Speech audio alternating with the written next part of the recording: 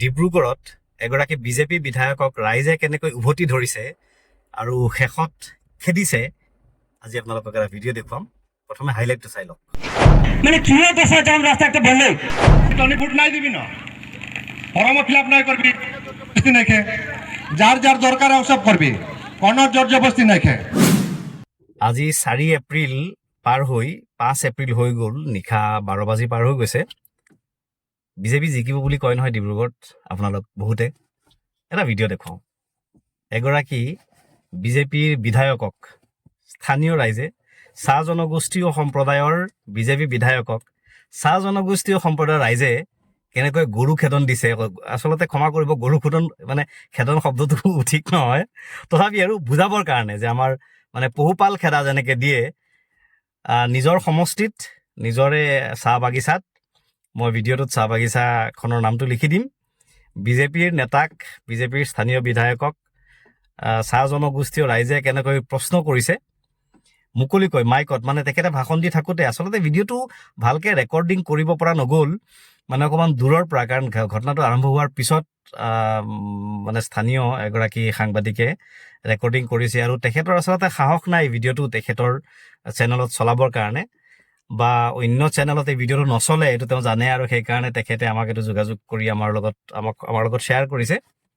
এনেকুৱা ঘটনা ডিব্ৰুগড়ত বহুত ঘটি আছে। আপোনালোকে ভিডিঅ'টো চাই লওক, তাৰপিছত গম পাব ডিব্ৰুগড়ত বহুত ঘটি আছে, কিন্তু আনফৰ্চুনেটলি অসমৰ সংবাদ মাধ্যমত সেই বাতৰিবোৰ প্ৰকাশ পোৱা নাই। আৰু এনেকুৱা ধৰণৰ পৰিস্থিতিবোৰ দেখি আমাৰ ধাৰণা হৈছে যে নাই, লুৰিণজ্যোতি গগৈ ডাঙৰীয়া এইবাৰ ডিব্ৰুগড়ত নিশ্চয় জিকিব, সৰ্বানন্দ সোণোৱাল ডাঙৰীয়া হাৰিব। আৰু সৰ্বানন্দ সোণোৱাল ডাঙৰীয়াক ভোট নিদিওঁ বুলি মানুহে অপেনলি নকয়, বা লুৰিণজ্যোতি গগৈ ডাঙৰীয়াৰ লগত মানুহ অপেনলি নাহে, কিন্তু ভিতৰি ভিতৰি বিজেপিৰ অৱস্থা খুব বেয়া।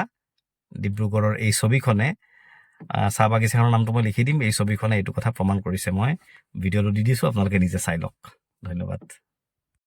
দোকানে গুটি গুটি রেখে আমি जैसे शासन में गई আমি ভেবেছি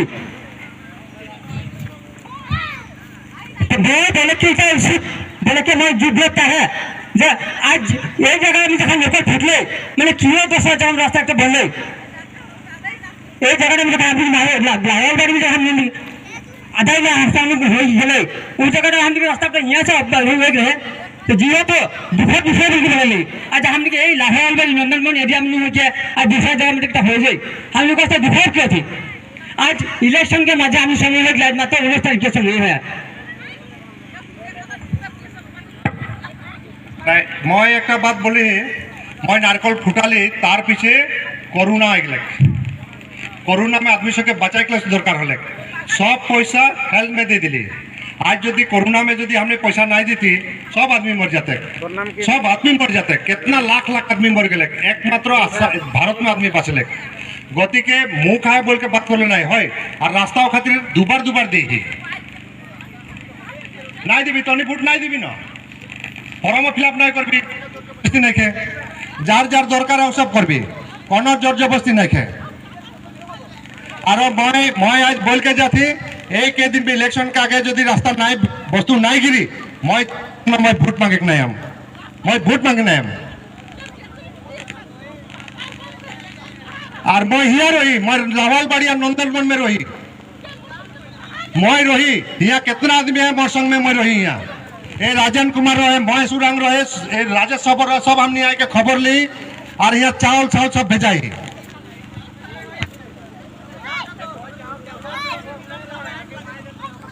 तो हानि मीटिंग इतने से समाप्त करो थी और जेंटा क्वेश्चन कर लें और इतने से हानि मीटिंग भंग बोल के घोषणा करो थी।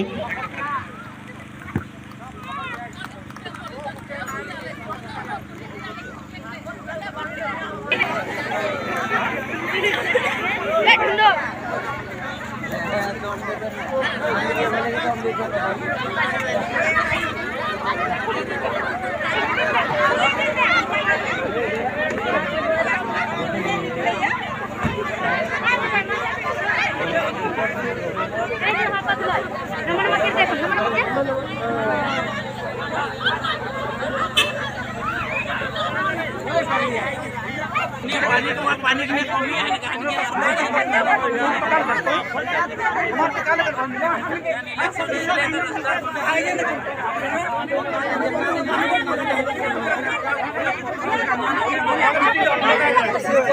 আপোনালোকৰ বহুতে বাগানৰ মানুহৰ ভাষাটো নুবুজিব পাৰে। কথাটোৰ অৰ্থ এইটো, মানে গোটেই কাজিয়াখনৰ অৰ্থ এইটো যে বিধায়কগৰাকীয়ে সেই বাগিচাত ৰাস্তা বনাম বুলি নাৰিকল ভাঙি আধাৰশিলা স্থাপন কৰিছিল কৰোণাৰ আগত।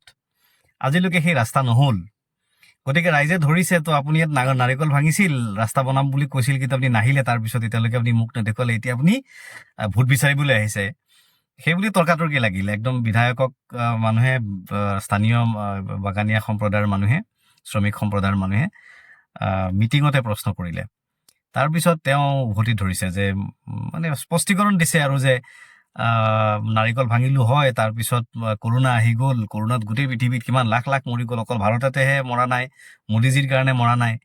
গতিকে আমি সেইবিলাকত ব্যস্ত থাকিলোঁ, গতিকে তহঁতৰ ৰাস্তাটো আমি বনাব নোৱাৰিলোঁ। এইবাৰ নিৰ্বাচনৰ আগতে যদি তহঁতৰ ৰাস্তাৰ শিলবালি পেলাব নোৱাৰোঁ, তেতিয়াহ'লে তহঁতে মোক কবি, মই ৰাস্তা এই নিৰ্বাচনৰ আগতেই বনাই দিম।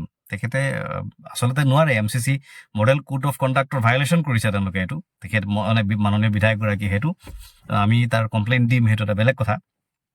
কিন্তু আপোনালোকে শুনক, মানে আপোনালোকে ডেফিনেটলি শুনিছে ভিডিঅ'টোত যিখিনি কথা তেখেতে কৈছে। বিজেপিৰ বিধায়কসকলৰ, বিজেপিৰ নেতাসকলৰ কি অৱস্থা হৈছে সেইটো চাওক। এইটোৱে তেখেতসকলৰ আচল উন্নয়ন।